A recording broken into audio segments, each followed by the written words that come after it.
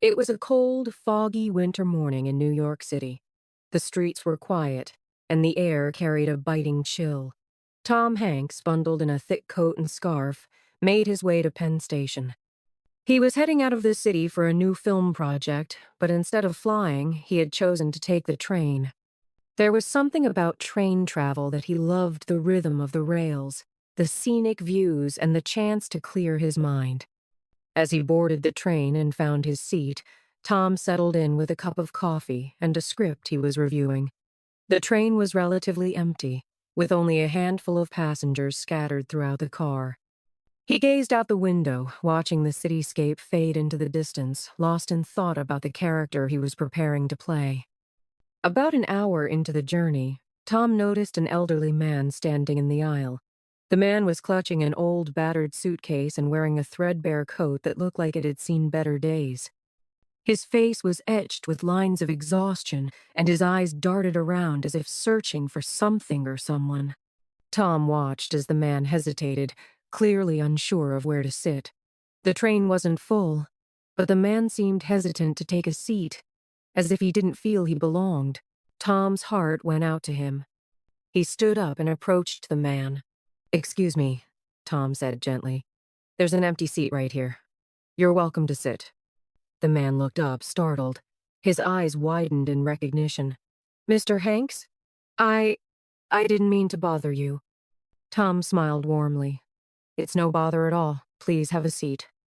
The man hesitated for a moment, then nodded gratefully. He shuffled over to the seat and sat down, placing his suitcase carefully on his lap. Tom returned to his seat across from him and extended his hand. "I'm Tom, by the way." The man shook Tom's hand, his grip weak but sincere. "James. James Carter. It's an honor to meet you, Mr. Hanks." "The honor's mine, James," Tom replied. "Where are you headed?" James sighed, his shoulders slumping. "I'm going to see my daughter and her family in Albany. It's been a while since I've seen them, but things haven't been easy lately." Tom leaned forward, his expression kind and attentive. "Do you want to talk about it?" James hesitated, then nodded. "I lost my job a few months ago. I was a mechanic for over 30 years, but the shop closed down. I've been trying to find work, but at my age, it's hard. I couldn't keep up with the rent, so I lost my apartment. I've been staying in shelters, but I didn't want my daughter to know. She has enough on her plate with her kids and her own job. I didn't want to burden her." Tom listened intently, his heart aching for the man. "James, I'm so sorry you've been going through this, but you're not a burden. Your daughter would want to know. Family is there to help each other." James shook his head, his eyes glistening with unshed tears. "I just feel like I've failed them, Mr. Hanks. I've always been the one to take care of things, and now I can't even take care of myself." Tom reached into his bag and pulled out a notebook. He scribbled something on a piece of paper and handed it to James. "This is my assistant's number. Her name is Sarah. Call her when we get to Albany. She'll help you get back on your feet. We'll find you a place to stay and some work. You're not alone in this, James." James stared at the paper, his hands trembling. "Why are you doing this for me? I'm just a stranger." Tom leaned back, his expression thoughtful. "Because I believe in paying it forward, James. I've been fortunate in my life, and if I can help someone else, even in a small way, I will. Besides, you're not a stranger. You're someone who's had a tough break, and you deserve a second chance." The two men talked for the rest of the journey. James shared stories of his life, his years as a mechanic, his love for his family, and the pride he took in his work. Tom listened, offering words of encouragement and sharing a few stories of his own struggles early in his career.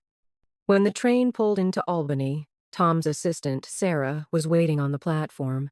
She greeted James with a warm smile and assured him that she would take care of everything. Tom shook James's hand one last time. "You're going to be okay, James. Just take it one step at a time." James's eyes filled with tears as he gripped Tom's hand. "I don't know how to thank you, Mr. Hanks. You've given me hope when I thought there was none left." Tom smiled. "You don't have to thank me. Just promise me one thing. When you're back on your feet, help someone else who needs it. That's how we make the world a better place. James nodded, a determined look in his eyes. I will, Mr. Hanks. I promise. As Tom watched James walk away with Sarah, he felt a deep sense of satisfaction. In just a few hours, he had witnessed the power of kindness and the resilience of the human spirit. He boarded the next train with a renewed sense of purpose, knowing that one life had been changed forever.